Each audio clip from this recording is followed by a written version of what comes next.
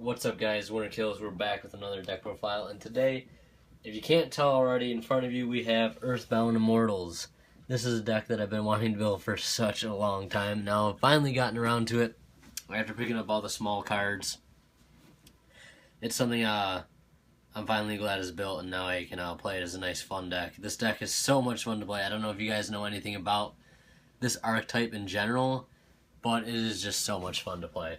And it's something like, since I've got back into the game, I've been wanting to play, and I've had this card for years now, and since it first came out, and haven't done anything with it. And now that I've gotten, some more cards for the deck, it's finally complete. I wanted to share it with you guys like I do with all the decks that I have. And yeah, let's go ahead and get started. So, possibly my new pet deck, if I could put it that way. Really fun.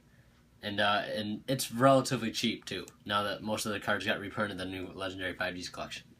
So, first card off in the monster lineup, we have Earthbound Immortal, and I'm going to butcher the names here, Chaku Kalahau.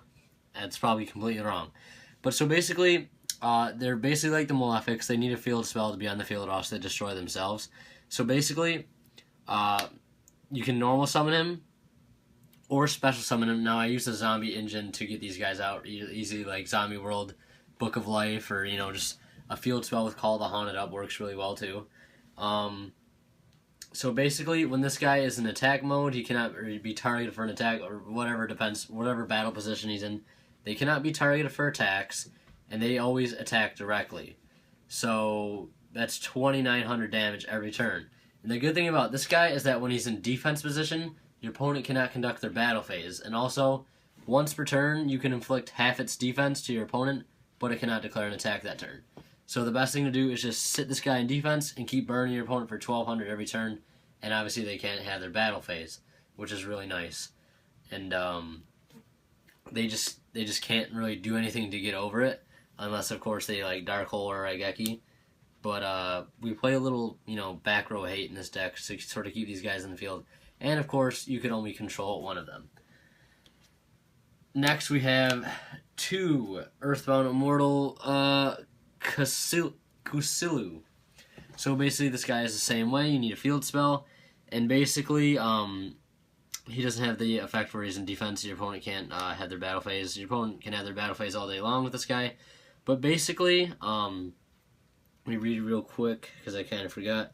If this card will be destroyed by battle, you contribute one other monster instead, and if you do, have your opponent's life points. Now, this is one card I wanted to play two of. It's not that great, but a lot of decks, especially Cliff Forts, which I feel will be becoming more of a thing in the upcoming meta, and I kind of wanted to just have this in here just in case to see how it works. They do pay a lot of life points, and paying a 1,600 or 32 off of a scout even is pretty devastating, and then to have their life points get halved makes it pretty easy to OTK with one of these guys, since they just keep attacking directly, which makes it very easy. So next we have one Uru. So basically, this guy, same as all the other ones, basically, he can attack directly once per turn. You contribute one other monster. You control target one face-up monster your opponent controls, and basically you take control of that target till the end phase, and you can do whatever you want with it. Synchro, tribute, attack with it, whatever, just gets returned to the end phase. And he has 3,000 attack and 3,000 defense, and obviously still can attack directly. And lastly, for Earthbound Immortals, we play one Asila Piscu, probably my favorite. Basically, if he's destroyed and he leaves the field, except by its own effect, you can destroy all face-up monsters your opponent controls, and they take 800 for each destroyed.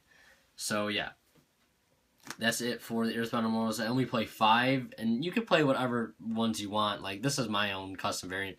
Personally, I play more of the Whale, but this is my only one that I've had for such a long time. So that's the thing I like about this deck. You can play whatever Earthbound Immortals you want to play. And I picked, one Whale, 2 Monkey, 1 Spider, and 1 Bird. And that's pretty much, the only reason behind that. So yeah, it's really customizable, I guess I could put it that way. So next we have 3 Armageddon Knight, your main playmaker. Basically, this and a field spell and a Call the Haunted. You get one of these guys out first turn. And starts you off for a good start. Next we have 3 Pyramid Turtle. This helps you stall a little bit. This can easily special out a Red Eye Zombie Dragon or one of your Mizukis to help banish from grave, if anything, and special out one of your Earthbound Immortals. So next we have 2 Mizuki. For the same reason, with the Zombie World out, it's easy, quick special summon without using a Call the Haunted or a Book of Life. Next we have 2 Zombie Master. This kind of gets rid of your dead hands, and also is very good to special out your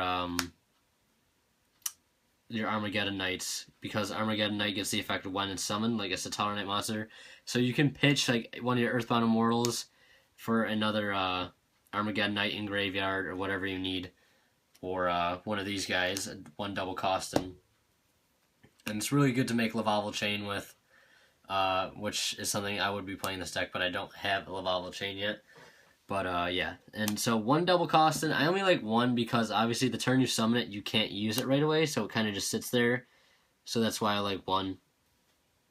Next we have 1 Red Eye Zombie Dragon and 1 Dark Arm Dragon, because play a nice amount of darks in the deck, and the graveyard control is there to play it, and basically one of these guys in a Dark Armed is basically GG. So next we have spells. For the field spells, we play 3 Zombie World.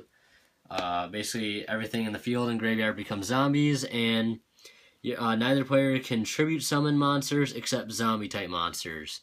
So, really good for Cliffworts. I'm assuming that would work for Cliffworts, however, I'm not really too sure. Anyways, for more field spells, we have 2 Mausoleum of the Emperor. This card is amazing because, obviously, this turn, you open this and an Earthbound Immortal, you can just pay 2,000 and get one on board really fast. And lastly, we have 1 Sailor of Orichalcos for the last field spell. Next, we have 2 Book of Life, because this in Zombie World is amazing, and it's good to banish stuff out of your opponent's graveyard. Next, we have 2 Terraforming. I was playing 3, but decided to bump down to 2 since I am playing 6 field spells.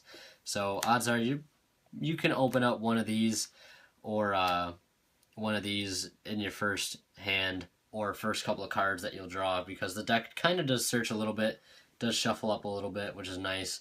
And basically what this is obviously like 8 field spells. So next we have 2 MST, get rid of a problem back row or any floodgates.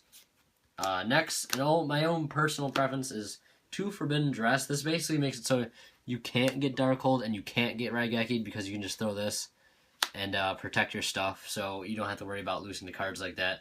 Especially since you spend so much time to get the board that you have, this kind of helps you keep it.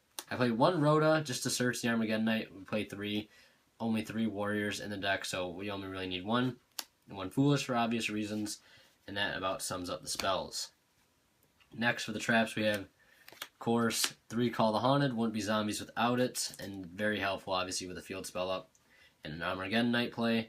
And lastly, 3 Dark Bribe, probably one of the best trap cards I could play in this deck. It's very, very helpful.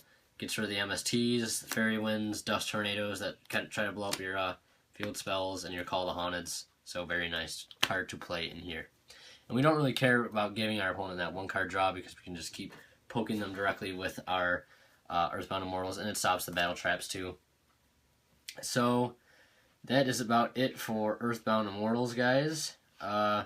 I don't have an extra deck for this deck yet. It really doesn't need an extra deck. The only thing it really needs, being like a zombie deck that it is, maybe Lavalval Chain, helps set up your plays a little bit better. And yeah, the extra deck is completely based on how you want to run the deck. I recommend only running like a Lavalval Chain and a Daigusto, and then maybe your standard Castel, Exciton and Arc. And yeah. So that's about it for the Earthbound Immortal deck. Leave a like if you enjoyed, guys. Leave a comment in the comment section below on your thoughts on the deck. If you ever played this deck before, if you're not, it's really fun. I recommend at least building it on like Dueling Network or Dev Pro. This deck is really fun to play, and it's something I want to take to local someday and play for fun. So yeah, thank you guys so much for watching. Subscribe if you already haven't. Support means so much to me, guys. As always, Winter Kills. We'll see ya next time.